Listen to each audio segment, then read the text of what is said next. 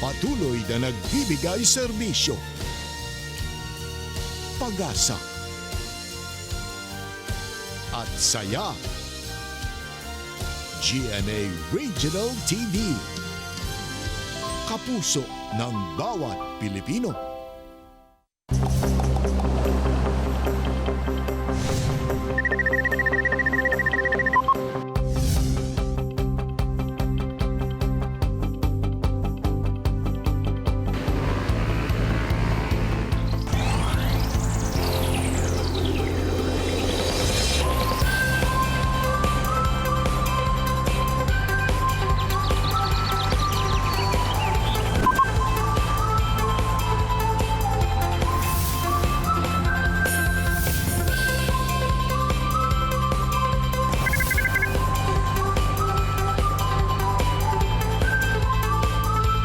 Kini ang At Home with GMA Regional TV. Maayong buntag mga kapuso all over Mindanao. Ug, thank God it's Friday! Atong kamustahon ang atong mga kapuso sa Rosario ug La Paz sa Agusan del Sur Province. Say maayong buntag! Mayong buntag sab Jill, ato sab kumustahon ang atong mga kapuso sa lungsod sa Liloy ug Kalawit sa Zamboanga del Norte Province. Karong buntaga mga kapuso, atong suruyon ang Municipal Plaza sa Hasaan, Misamis Oriental nga napuno na sa tsadang Christmas lights. Kauban si Mayor Redentor Hardin. Samtang say atong ila-ilahon ang usa ka Mindanaoan fashion designer nga gipaila-ila sa International Fashion Runway, ang Mindanaoan Fabric. Si Sherwin Daryl Magtulis nga tubong Lebak Sultan Kudarat. Ug sa Best Talk, makauban at Resi ang mga miyembro sa Kapuso Girl Group nga XOXO nga si Riel Lumadilla, Danny Ozaraga, Lyra Micolob ug Mel Kaluwag.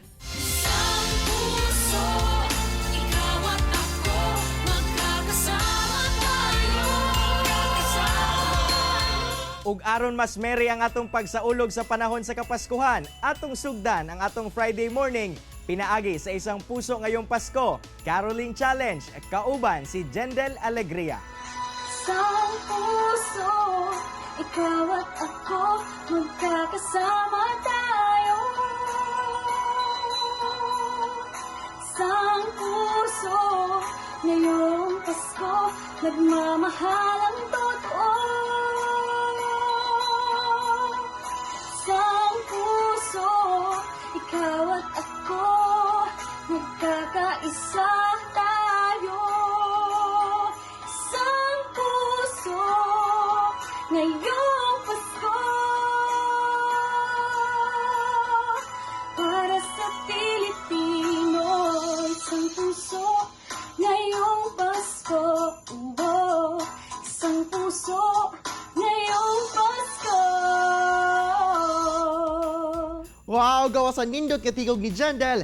Christmas feels sa sab kaayo tungod sa iyang nindot sab nga Christmas tree. Daghan gyud salamat Jendel. Mga kapuso, aron madungog sab sa tibuok Mindanao ang inyong tingog. I-video lang ninyo ang inyong pagkanta sa chorus sa GMA Network's Christmas Station ID 2020 ug i-message kini sa Facebook page sa At Home with GMA Regional TV. Join na mga kapuso!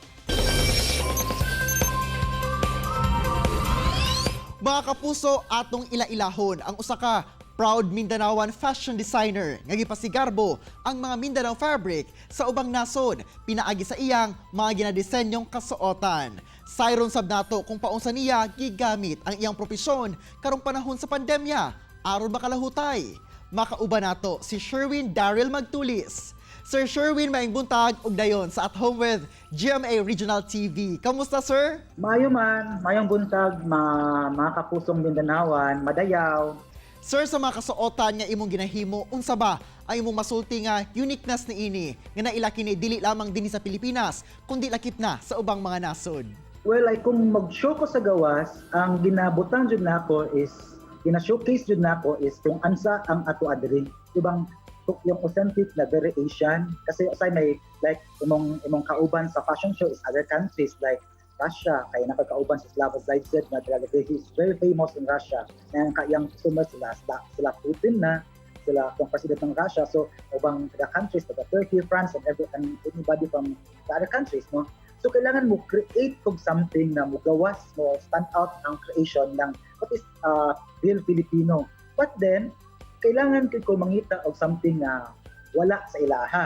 So sa itong the first show ko sa gawas is mo na talk about something Asian, kanang Brides of the World. Brides of the World, pero ang touch na ginagamit nako is very Pinoy. So na siya. So na itong last year, invite ko sa Europe to showcase my collections. Ang ipagawas nako is something na wala sa ilaha. So kumbaga, nastudyuhan nako kung asa ko kung kisang kauban. Sir Sherwin, daghan na og mga naga-advocate karon sa pag-promote sa Mindanaoan fabric. Sa imong part, sir, isip naga-apil ka og mga fashion fair here and abroad. Unsa na ang mga fabric gikan sa Mindanao ang imong nagamit na sa pagpasundayag nimo og mga kasuotan? Last year, kay invite ko sa Europe, ang gipagawas nako na mga materials, mga tinalak, mga pinool from the Maguindanaoan fabric, mga hablon,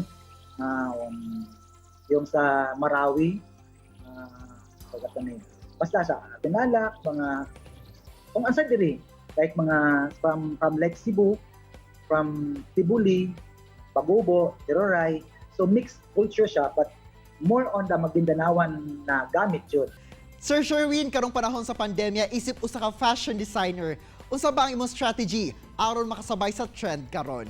Pag-start ng pandemic, hunahuna jud ko kung unsay kailangan ba gawin ngayon. Unsa bay kailangan, unsay essential, unsay dapat needs ng mga doctors.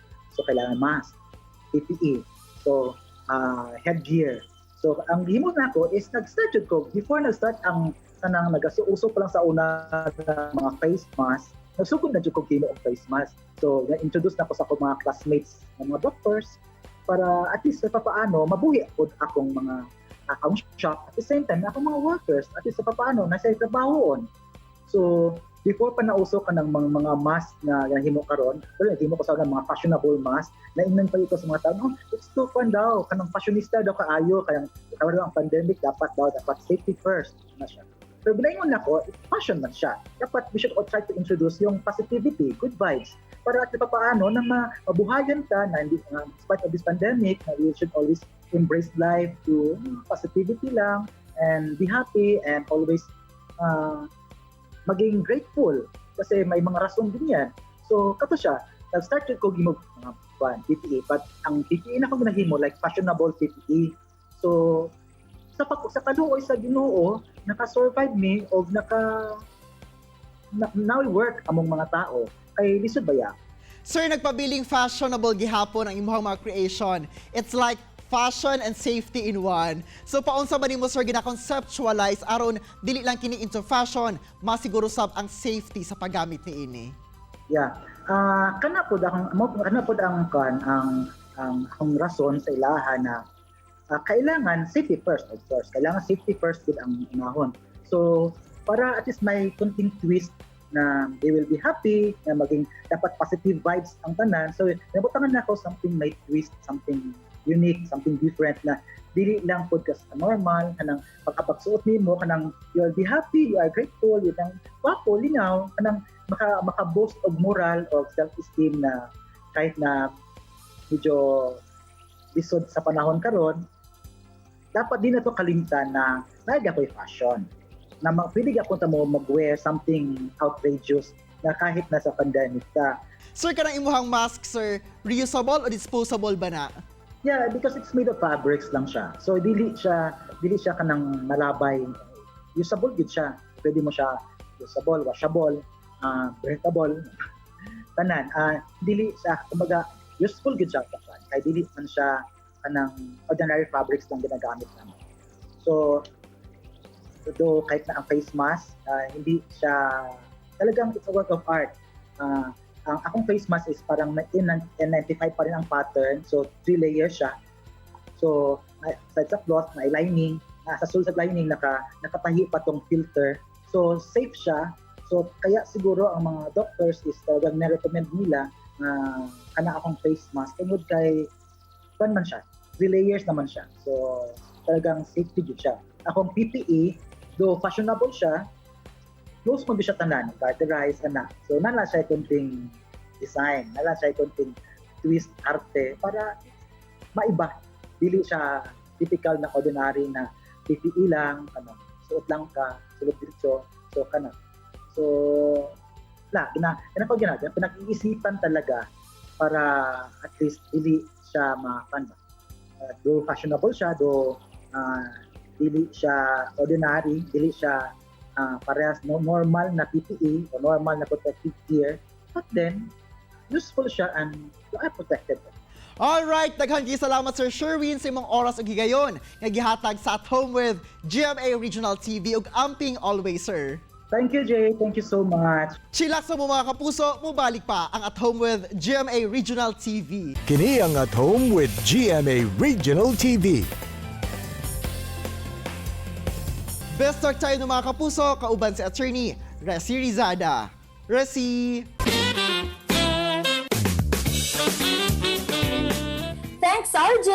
Maayong butag mga kapuso, welcome to Bista, powerhouse of beauties and performers ang morning natin ngayon. Kauban ang all-new female quartet, Riel, Danny, Lyra, and Mel. We got this beat, we gotta show you what's real. We gotta be free, come on and spread those wings. We gotta speak, we got our voice for them to hear.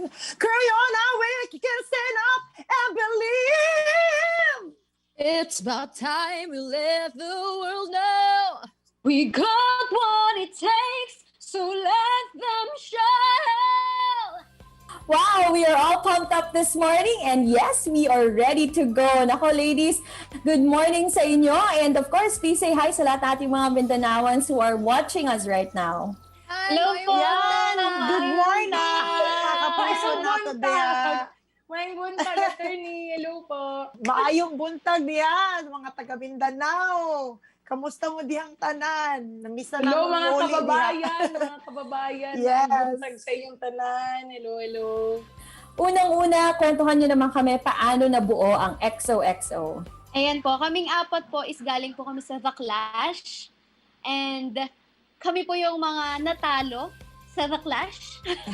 Pero kami po yung binigyan ng pagkakataon ng GMA Artist Center na maging isang girl group ngayon po na XOXO. Let's get to know each one of you. Ugsugda nato sa the diva na XOXO and who actually hails from Cagayan de Oro City, si Riel. Riel, at what age ka ba nagsimulang kumanta? Nung grade school ako, at hindi talaga ako naniniwala na may boses ako na pwede pala akong kumanta. Kaya nahihiya din actually ako na sumali kasi nga takot ako sa rejection, takot ako na pagtawanan, kutsain, gano'n dahil nga sa aking anyo. Sure. Pero totoo yan, totoo Grabe yan. yung Nung bata anyo. ako. Totoo, nung bata ako. Palagi kasi akong kinukutsa. Tapos, nung high school to college ko na siya na-accept na, oo nga no, pwede ako maging singer. The fierce and sexy Danny naman is from Cebu. Kumusta naging experience mo sa The Clash? Ako The Clash experience, so due to sa mga dili na ko makalimtan sa akong life. Kay grabe ang paghatag og opportunities nila. Bali yung ang The Clash mo ay nag-open og doors para makabot na ako kung asa ko karon. The tough girl Lyra naman is from Davao. How do you feel na after joining The Clash, another milestone naman ang mapabilang ka dito sa bagong all-new Kapuso Girl Group? Naailang nag-encourage ako na dapat mo appeal kong The Clash. Kay lahi na dyan ang opportunity pag sa national TV ka mo appeal. So mo to, kung ni-appeal kong The Clash, wala po ko nag-expect na makuha ko. Kay kabalo ko, daghan jud kayo ang mga singers na ni-appeal dito. So, happy ko kay napabilang ko sa The Clash, appeal ko sa top 12 and na-appeal jud ko sa katong pag-air na sa TV. So, super challenging sa ako kay dili man gud ko kontesera kanang nagakanta-kanta lang ko, hobby lang nako. Daron ko feeling nako daron ko tono mo kanta. Pero nagakanta-kanta ko nag-perform pero dili jud ka nang like super seryoso gani ko. Thank you so much. Thank you! Thank you so Good much. night. GMA Regional TV. Mga kababayan Mga Mindanawans. Yes. And that was XOXO mga kapuso. Tutok lang kay mabalik pa ang At Home with GMA Regional TV. Kini ang At Home with GMA Regional TV.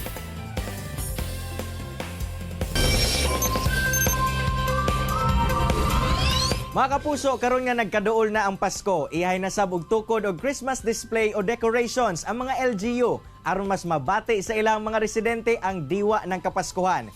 Karong buntaga atong sayron ang mabulukon og patsada nga Christmas decorations subay sa Pasigahan 2020 sa lungsod sa Hasaan, Misamis Oriental. Kauban si Mayor Redentor Hardin.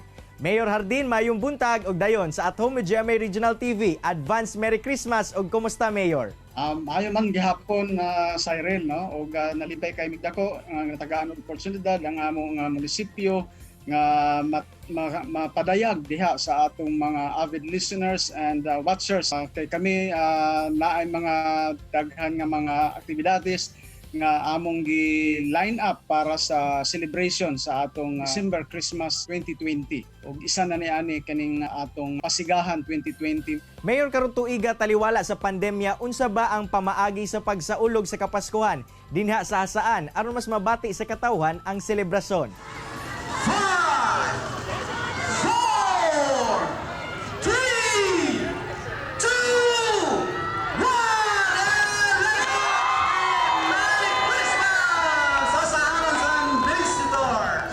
Tungod sa COVID-19 pandemic, nagpalo man kita sa guidelines sa atong DOH, no, sa mga health protocols.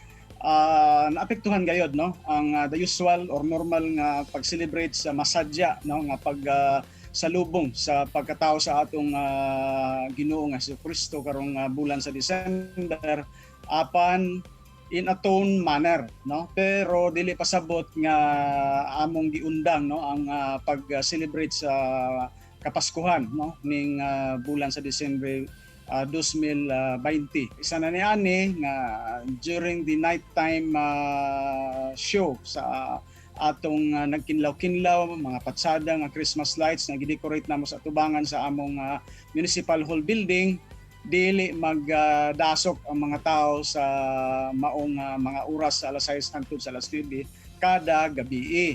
Mayor, unsa ba ang tema sa dekorasyon karong tuiga, sir? Ug unsa ba kadugay ang inyong pagpangandam niini?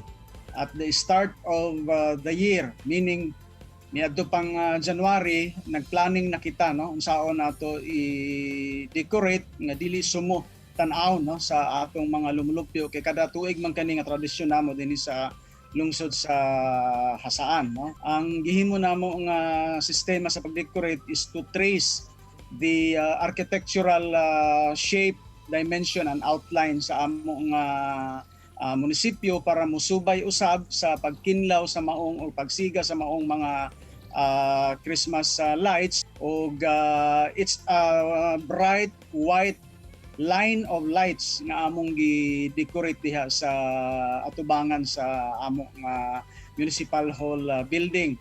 Og kani na-enhance sa pag-decorate usab sa mga gibitay-bitay namo nga mga bumbilya, no, warm lights bulbs sa mga akasya o mga mulabing karaan ng mga kahoy dinhi sa palibot sa among hawanan sa among poblasyon, no, around the covered court, including kaning among Centennial Church dinhi sa kilid sa among fronting our Municipal Hall building. Unsa ba ang mensahe nga buot ipaabot sa LGU ngadto sa mga tao nga muadto dinha aron syempre makapa-selfie o makapa-picture? Of course, sa ilang pag-ani dinhi, makahatag kini og positive vibes, no, sa atong mga manan-away o mga residente, apil mga bisita dili lang dinhi sa palibot, no, sa mga kasikbit nga mga munisipyo, even our foreign tourists would like to spend their time and see these lights during night time. So ang maong mensahe nga among dala, no, apil ning pagpasiga sa mga Christmas lights, of course, number one, this is a time to be happy and joyful. So ang kasadya, apil na sab niya na ang kadasig, no, sa among mga tinguha nga mo lambo pa pag-ayo ang atong munisipyo. Of course, gahatag kani og hope, no, sa taliwala nga naa kita karon sa kadako kayo nga mangilag nga problema sa COVID-19 pandemic nga dili mawad-an og pag-asa ang atong mga residente dinhi sa lungsod sa Hasaan. It gives happiness a smile to the faces of our residents. Nga di ay taliwala nga naay problema nga atong gisagubang, there's still a time to really celebrate the spirit of Christmas this December 2020. Daghang kayong salamat, Mayor Redentor, sa imuang oras nga gihatag sa At Home with GMA Regional TV. Amping pirmi og advance Merry Christmas, sir. Of course, walay sapayan kanimo diha, Cyril. Daghang salamat ug maayong buntag kaninyong tanan. Say pinaagi sa paggamit sa mga tatak Mindanao nga fabric, gipasigarbo sa fashion designer nga si Sherwin Daryl Magtulis ang iyang mga creation sa ubang nasod pa.